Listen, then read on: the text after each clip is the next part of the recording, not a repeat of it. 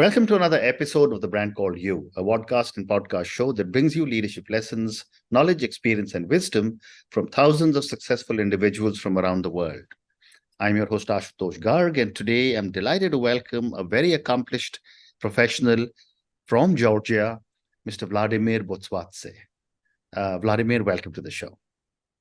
Hi, Ashutosh. It is a pleasure to be on your podcast, and many thanks for inviting me. Thank you. Vladimir is an advisory board member of the United States Artificial Intelligence Institute.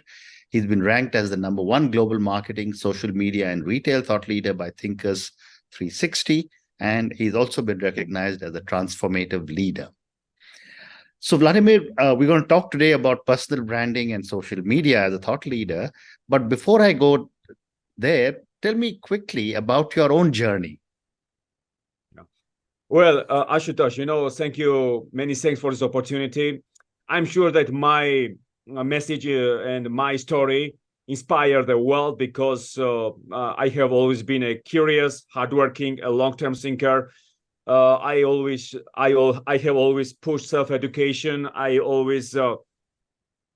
I have always been outside my comfort zone, so I have always been in growth mode, learning mode, instead of in the comfort zone, Right. So I left my country, Georgia, for the United States at the age of 18. I got a work permit from the State Department. I started working in Virginia, in Washington, D.C. area. Then after 2 months, I moved to New York City, which is the best melting pot in the world. I started seeing the world faster, easier, clearer. Then, I surrounded myself with many renowned entrepreneurs. I understood the importance of time in New York City. So time is money. You can't turn the clock back. You need to capitalize on time to grow yourself, to nurture yourself, to surround yourself with better, smarter people. You should become choosy, finicky in your life, in your career. So I have become very ambitious. I have become very ambitious. I started hitting the ground running. So I set my sights on winning everything in technology and climbing every mountain. So then no excuses. That I don't live in excuses, and the excuses don't exist in my life. Only results exist. I'm a very results driven. I understand. And I leave my comfort zone. I just demand a lot from myself. That hard work. So Vladimir, I've got to move to personal branding. Yes. And I want, because our audience wants to listen to your views on personal branding. Yes. And you are a personal branding expert. What are some of the common challenges that individuals and companies face when they're trying to build their brand identity? And you've built a very strong personal brand. Yes. So 99% of corporate wealth does not have a personal brand. 99%. The best example of personal branding is Elon Musk. Elon Musk is very active. He shares his opinions and beliefs publicly on Twitter. Right. Everyone knows him. Consumers trust him, and he's at the vanguard of entrepreneurship and excellence. Because he's a risk taker. He thinks in the long term. So no transparency and communication dictate everything that is going on in this world. Whereas we don't know anybody from other automotive brands. Other automotive brands, because their executives are invisible. We don't know them because they don't tweet. They are not active. They are not active as Elon, right? So Tesla does not depend on advertising.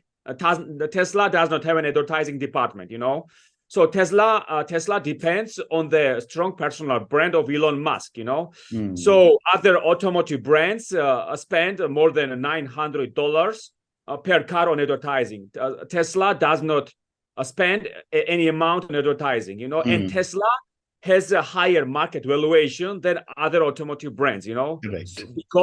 because of the personal brand, strong personal brand of Elon Musk, Also, if you look at hospitality, Brian Chesky spearheaded one of the biggest startups in the world because everyone knows him through Twitter because he's active. He improves Airbnb's products through by leaps and bounds, through listening, by connecting with Airbnb's users. Whereas the executives of top hospitality brands are not willing to download social media channels to understand what consumers are talking about their brands, So it's no longer about big or small. It is about fast versus slow. So whoever is fast is ultimately becomes a market leader. So the market decides what is good and bad. The market is a decision maker, not board advisors. Well said. The market decided that Tesla is good.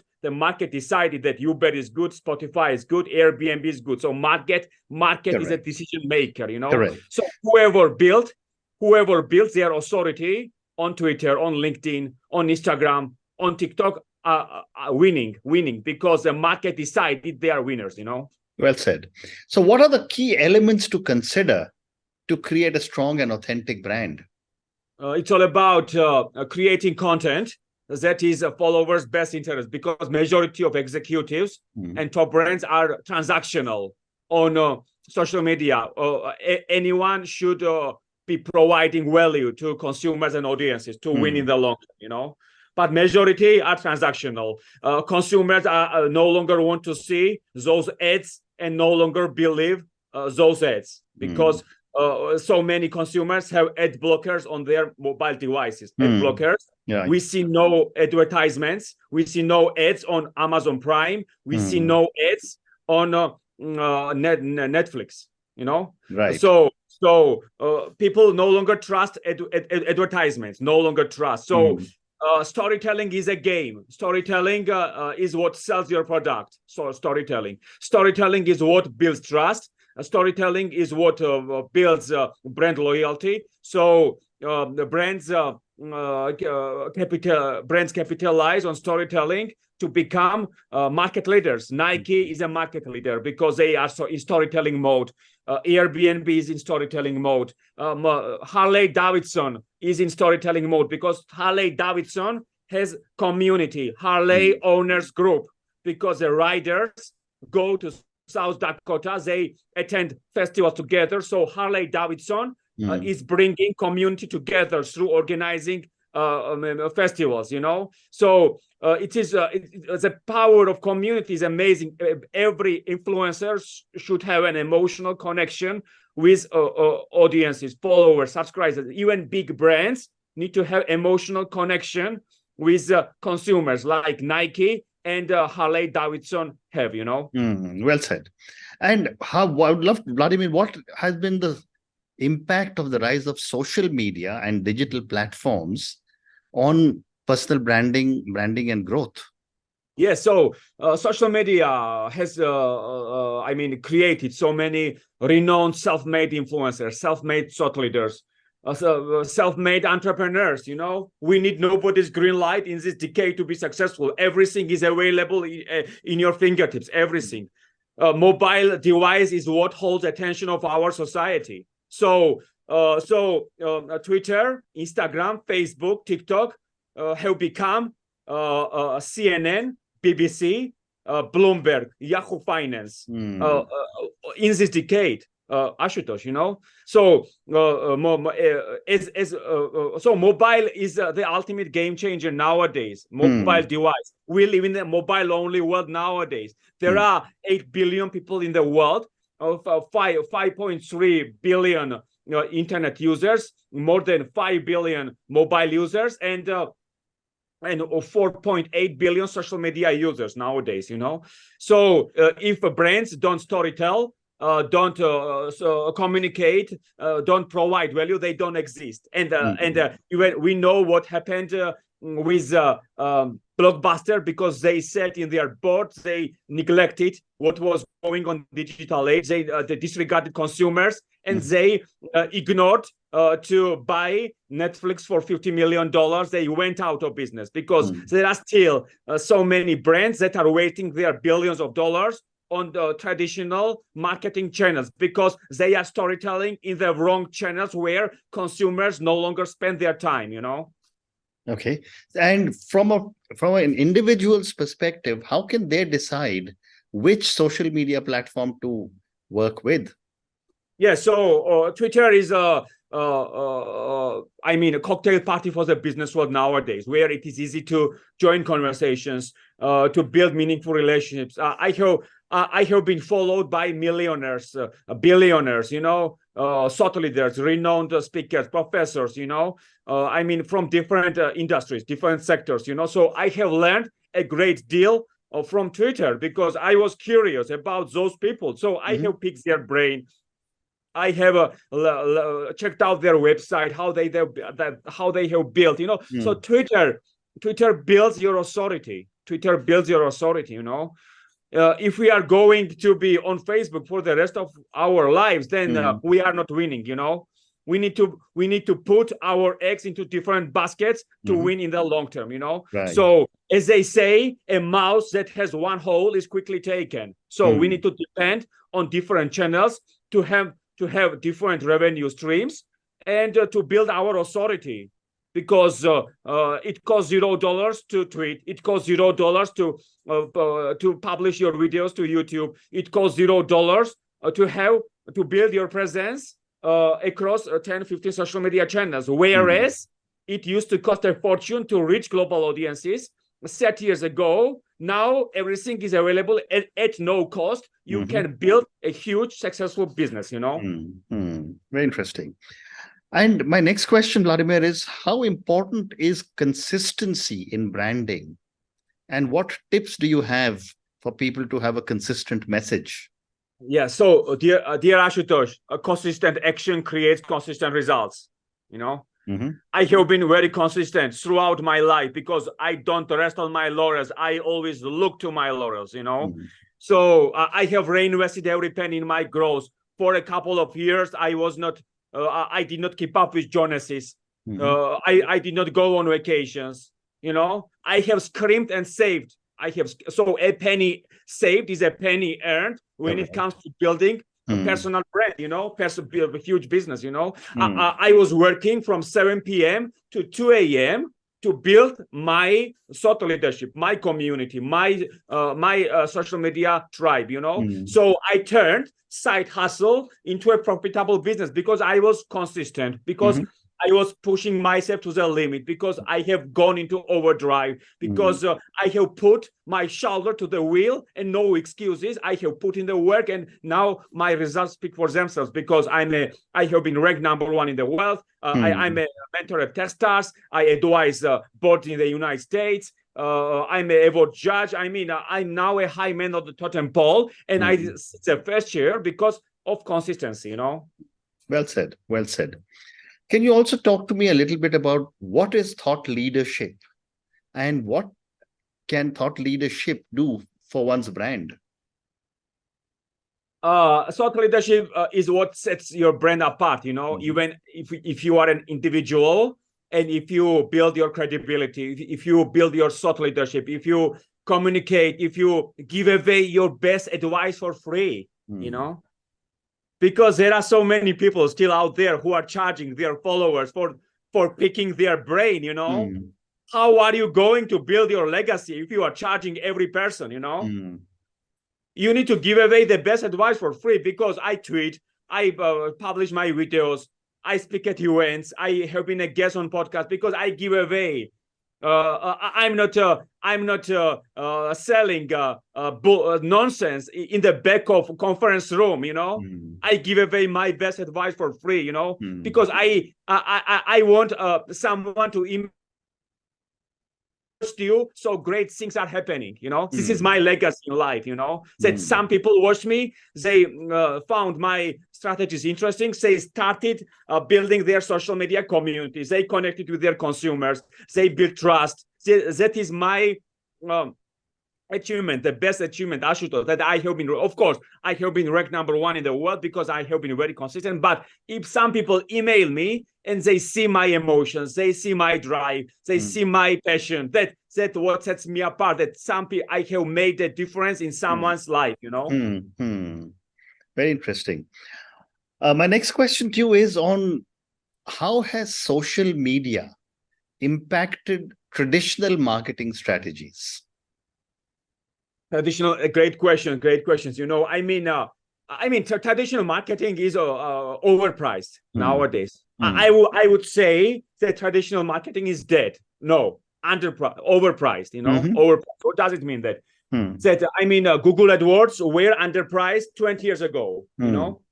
So Jeff Bezos and Amazon capitalized on Google AdWords. Google AdWords underpriced attention to build Amazon. To build what Amazon is nowadays, because Amazon was the biggest advertiser on Google AdWords from 2000 to 2005. That's why Amazon became Amazon because of Google AdWords. So nowadays, Google AdWords are overpriced attention nowadays. So what is nowadays underpriced attention? TikTok advertising, LinkedIn advertising, Facebook advertising, because startups go from $0 to 3 million, 5 billion, 10 billion because Facebook advertising.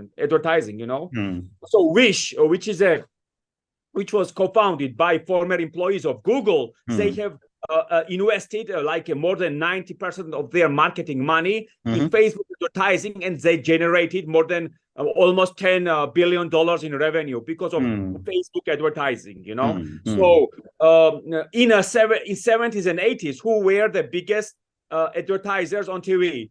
Procter & Gamble and Budweiser. They capitalized on TV ads to become the biggest brands. In 40s and 50s, which sports were the biggest sport in the United States? Horse racing, baseball, and boxing, because they distributed content on the radio. Nowadays, we have transitioned from radio to TV to mobile.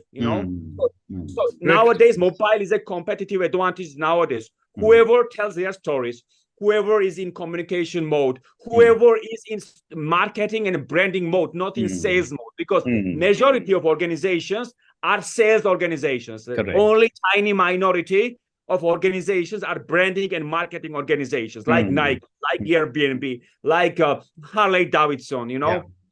So social media is what allows you to tell your story at no cost. And so marketing teams need to publish more than 100 pieces of content across 8-10 social media channels every single day, because it costs $0 to publish your content, whereas it used to cost a fortune to distribute your content in traditional media 30 years ago. Excellent. Thank you. Great response. I have time for 2 more questions for you.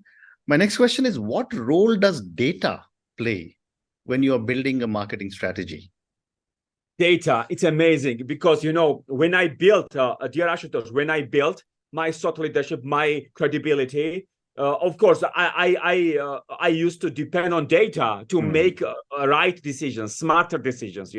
So I was tracking my progress from month to month. In social media marketing. For example, how was my Twitter account was working from month to month? What should have been improved?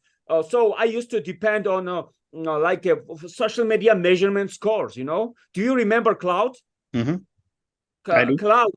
I started when I embarked on my Twitter journey in 2014. My Cloud score was 58, and my Cloud score reached 80 in 2018, because in 4 years, I have gone from 58 to 80 in social media influence score, because I was very consistent every single day, because I was publishing content. So I used to depend on data to make the right decisions. What was working, what was not working. So if you are not using big data and analytics, you can't be winning in social media. Excellent. And my last question to you, Vladimir. And I want to talk to you about influencers. You briefly referred to influencers. Yes. But what is the role of influencer marketing in today's world, and how can businesses and brands leverage it?